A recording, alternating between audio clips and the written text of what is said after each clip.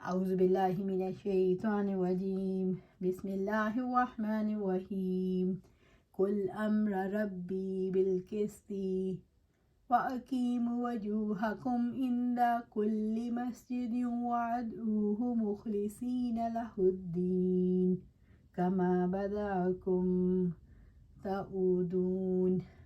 آپ کہہ دیں میرے رب نے انصاف کا حکم دیا ہے اور ہر نماز کے وقت اپنا رخ سیدھا رکھو اور دین کو اس کے لیے خالص کر کے اسی کو پکارو جیسے اس نے تمہاری ابتدا کی اسی طرح تم دوبارہ لوٹو گے۔ سورۃ الاعراف آیا 29۔ قل امر ربی بالقسط، آپ کہہ دیں میرے رب نے انصاف کا حکم دیا ہے۔ بالقسط یعنی قول، حکمت اور عمل میں عدل۔ اللہ تعالیٰ نے عبادات اور معاملات میں ظلم کا نہیں عدل کا حکم دیا ہے۔ میرے رب نے انصاف کا حکم دیا ہے، یعنی اللہ تعالیٰ اور اس کے رسول صلی اللہ علیہ وآلہ وسلم پر ایمان اور اس کی عبادت میں توحید کا حکم دیا ہے، جو کہ اللہ تعالیٰ کے ساتھ شرک اور فحاشی کے کام نہیں ہے۔ اللہ تعالیٰ اعتدال کا حکم دیتا ہے۔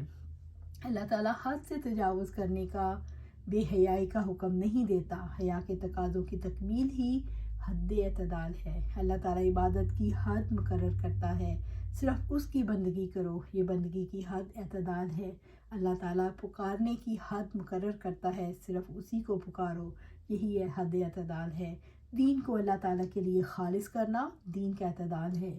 اسی سے مکمل غلامی ہوگی اور انسان کسی اور کا غلام نہ رہے گا، نہ کسی کی ذاتی احکامات کا پابند۔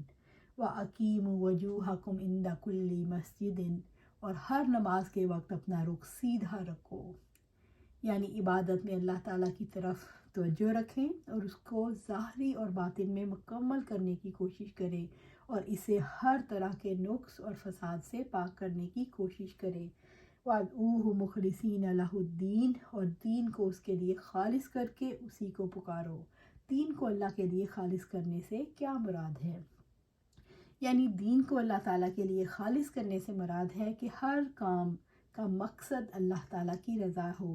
یہ دعائے مسئلہ اور دعائے عبادات دونوں کو شامل ہے، یعنی تمہاری دعا کی تمام اغراض میں اللہ تعالیٰ کی عبودیت اور اس کی رضا کے سوا کوئی اور مقصد اور ارادہ نہیں ہونا چاہیے۔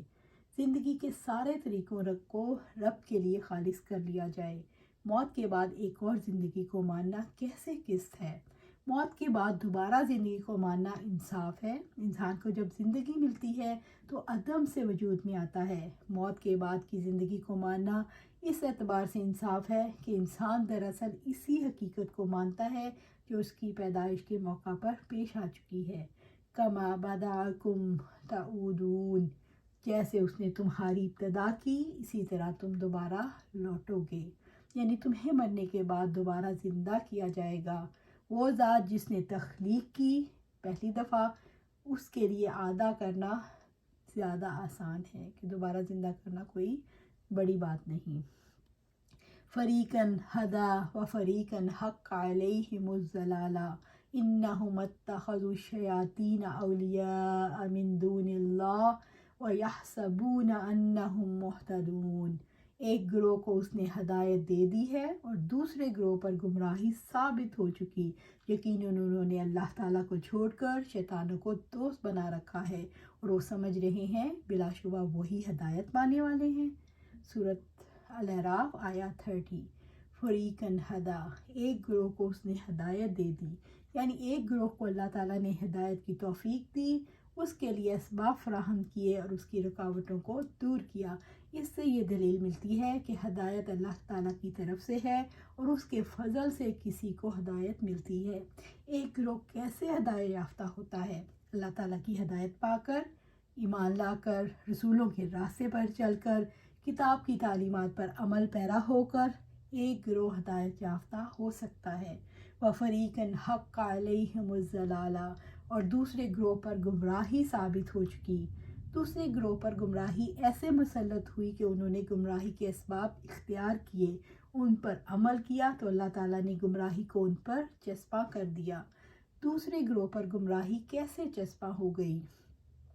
شیطان کی دوستی کی وجہ سے، شیطان کی سرپرستی کی وجہ سے، انسان سمجھتے ہیں کہ وہ سیدھے راستے پر ہیں، شیطان گمراہی کے راستے پر چلاتا ہے تو اللہ تعالیٰ گمراہی کو واجب کر دیتے ہیں۔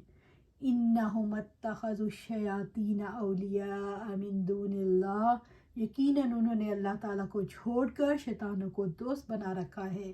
انہوں نے اللہ تعالیٰ کو چھوڑ کر شیاطین کو دوست بنایا اور کھلے خسارے کا سودا کر لیا، کیونکہ انہوں نے اللہ تعالیٰ کی دوستی کو چھوڑا، اس کی مدد اور توفیق سے محروم ہوئے۔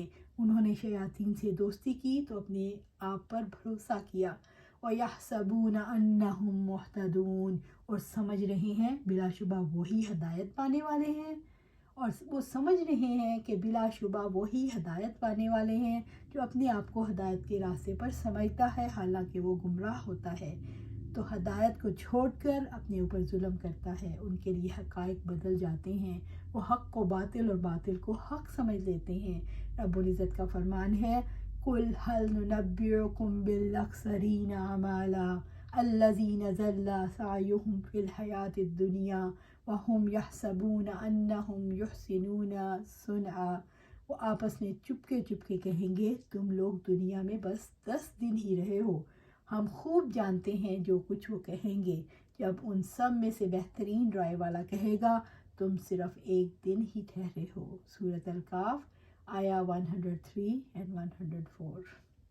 اللہ سبحانہ تعالیٰ سے دعا ہے اس سے پہلے کہ وقت ختم ہو جائے، امتحان کا ٹائم ختم ہو جائے، ہم اللہ سبحانہ کی ساتھ کو سمجھ لیں، قرآن و سنت کے ساتھ چپک جائیں، قرآن و سنت کو سمجھیں، اس پر عمل کریں، دین کو اپنی لائف میں قائم کریں، دنیا کو کم توجہ دیں، دنیا خود ہی ہمارے پاس آئے گی، ہمیں دنیا کی فکر کرنے کی ضرورت نہیں ہے، ہمیں بھی ایسے ہی رزق ملے گا جیسے پرندوں کو ملتا ہے، بس ہم نے اتنی ہی کوشش کرنی ہے، باقی ساری ہم نے اپنی بھاگ دوڑ، ہمارا جینا مرنا، اٹھنا بیٹھنا، جاگنا، ہر چیز، ہر لمحہ ہمارا اللہ کے ساتھ ہونا چاہیے، قرآن و سنت کے مطابق ہونا چاہیے، تو انشاءاللہ ہم دیکھیں گے کہ ہمیں دنیا اور آخرت دونوں کی کامیابی میسر آئے گی۔ انشاءاللہ اللہ سبحانہ تعالیٰ ہمیں قرآن و سنت کے مطابق زندگیاں بسر کرنے کی توفیق عطا فرمائے اور اس پر ثابت قدم رکھے۔ آمین یا رب العالمین۔